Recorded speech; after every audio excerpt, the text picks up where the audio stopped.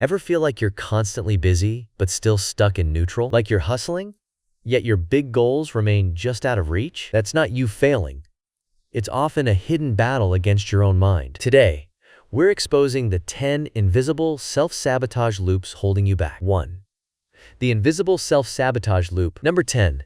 The invisible self-sabotage loop. You know that feeling, right? You're glued to your laptop all day, eyes burning. But when you look back, the needle on your biggest goals hasn't budged. You've sorted your inbox, organized your desktop, maybe even deep cleaned your coffee maker, yet that challenging project or personal aspiration remains untouched. This isn't laziness. It's a cunning psychological defense mechanism. Your brain craves quick wins, releasing a little hit of dopamine every time you check off a trivial task. It's like a tiny reward for clearing out your spam folder, making you feel productive without actually confronting the bigger, more daunting tasks that could genuinely transform your life. We often get trapped in this busy work loop, praised by a culture that conflates constant activity with actual progress. But real growth usually feels messy and uncomfortable, demanding sustained effort without instant gratification. The next time you find yourself endlessly tweaking minor details, ask yourself, am I making real progress or just treading water? 2. The comfort addiction. Following that thought, if you're stuck in motion rather than movement, you might be experiencing the next invisible saboteur, the comfort addiction. Many of us associate addiction solely with substances, but there's a more subtle, pervasive drug permeating American life: comfort. It's readily available, requiring no dealer, just your trusty couch, a binge-worthy streaming service, and perhaps a food delivery app. Every time you consciously choose ease over effort, you're strengthening neural pathways that equate safety with staying small. Your brain, an ancient marvel, is still operating on a 200,000-year-old script, convinced that a challenging conversation at work or starting that side hustle could lead to exile from the tribe. This isn't laziness. It's a deep-seated chemical tranquilization by familiarity, a phenomenon psychologists call the homeostasis bias, where your mind resists any shift from the current state, even if that shift would drastically improve your life. 3.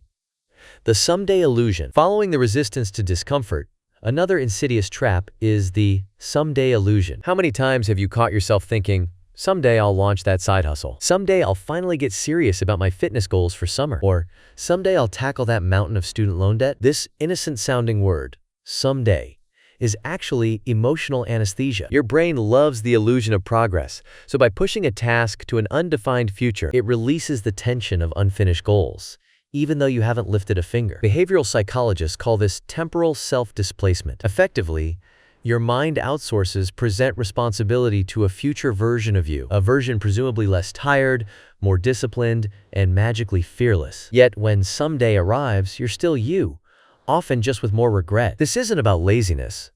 It's about a subconscious mechanism to avoid immediate discomfort. Real progress isn't waiting for the perfect moment.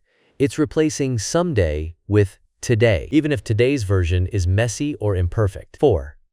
The perfection trap. Following the idea that today's version might be messy or imperfect, let's confront the invisible barrier many Americans face: the perfection trap. Do you ever find yourself endlessly tweaking a project, a presentation, or even an email long after it's good enough? This isn't discipline.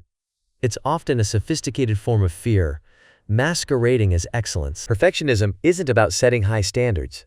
It's a subconscious attempt to control outcomes and shield ourselves from criticism. The unspoken belief is, if I make it flawless, no one can fault me. However, this pursuit of the unattainable guarantees one thing: you'll rarely finish anything truly significant. Psychologists refer to this as the imposter's delay, where you endlessly prepare more. But the real reason is a deep-seated fear of starting. Consider tech giants or creative entrepreneurs in the US. They ship minimum viable products, iterate rapidly, and learn from public feedback. They understand that iteration beats hesitation. The world doesn't reward perfect.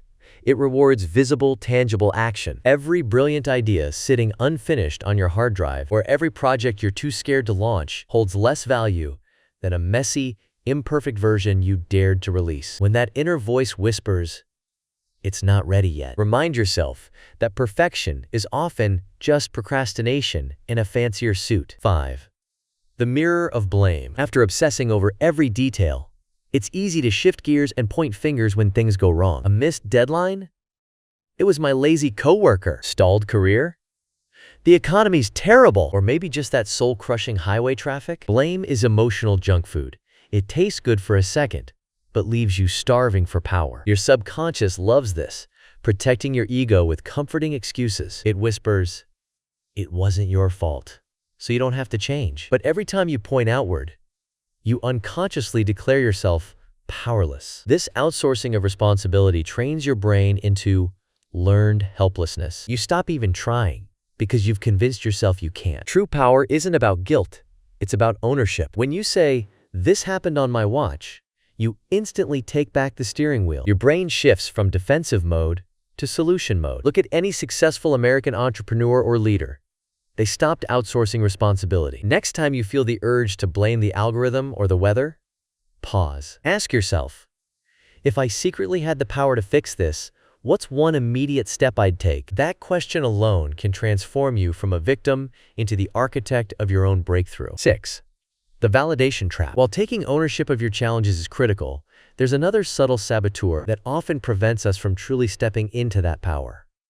The validation trap. You might believe you're chasing success, but often the real driver is the approval of others, or from your parents and friends to the anonymous masses on social media. Think about endlessly scrolling through Instagram, meticulously crafting a tweet for maximum engagement, or agonizing over how your career choice will be perceived at Thanksgiving dinner. It feels like achievement, a satisfying pat on the back, but it's a dangerous dependency. Our brains, still operating on ancient software, misinterpret a cascade of likes or a supervisor's compliment as vital tribal acceptance. This approval loop makes external validation the primary measure of your self-worth. You start performing for an audience, carefully curating your life and even your opinions, rather than authentically living it. This stifles creativity, erodes genuine confidence, and keeps you from taking bold steps simply because they might not be popular. Instead of constantly asking, "Will they like this?"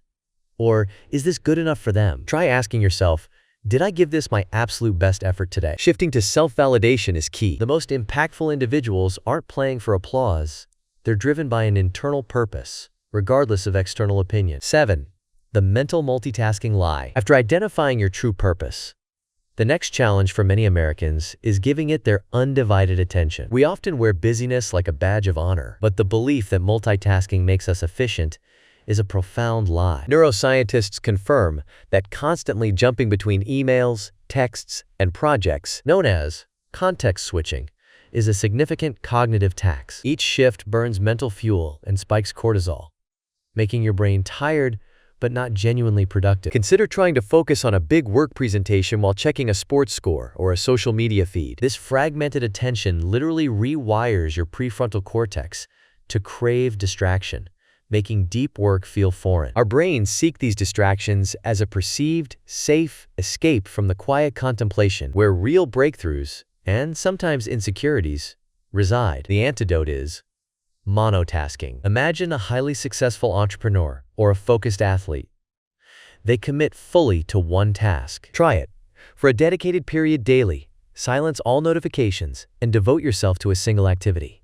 That initial discomfort is your brain detoxing. Soon, you'll reclaim a powerful sense of peace and efficiency, achieving far more than endless juggling ever could. 8.